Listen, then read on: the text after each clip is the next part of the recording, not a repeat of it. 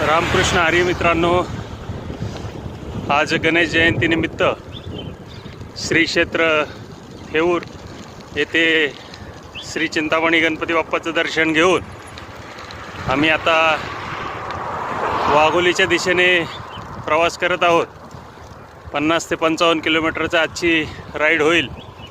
आज माझ्याबरोबर चौधरी काका, बालचंद्र भाऊ आणि सुमित दादा आणि मी असे आम्ही चौघजण ही राईड करतोय. वातावरण अतिशय सुंदर आहे.